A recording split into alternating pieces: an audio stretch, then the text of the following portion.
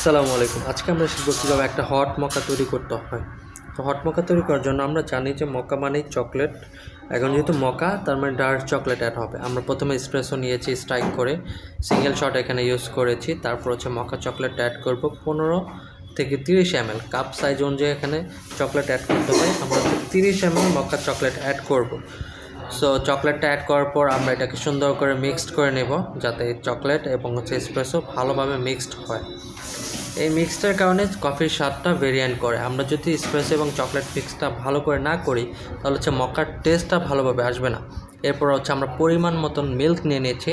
একটা মকার জন্য যেহেতু 360 ml এর কাপ হবে, ম্যাক্সিমাম 280 থেকে 300 ml পর্যন্ত আমরা মিল্ক স্টিম করব এবং মিল্ক স্টিমের টেম্পারেচার ম্যাক্সিমাম 65 থেকে 72 ডিগ্রি হবে। সো আমরা সেটাই করে নিচ্ছি। একটা টেম্পারেচার মিটার দিয়ে সেটাকে ভালোভাবে মেপে 65 টু 72 এর মধ্যে আমরা রেখেছি। মিল্ক স্টিম হয়ে গেলে এটাকে আমরা ডিজাইনের জন্য প্রিপেয়ার করব।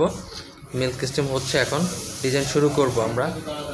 এখন আমাদের যেটা করতে হবে, যদি কোনো রকম শাইন এবং বাবলস হয় সেটাকে ট্যাপ করে সুন্দর করে শেক করে সরাই দিয়ে ডিজাইন শুরু করব।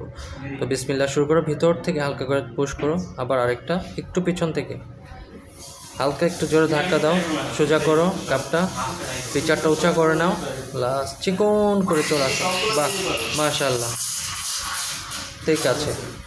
তুমি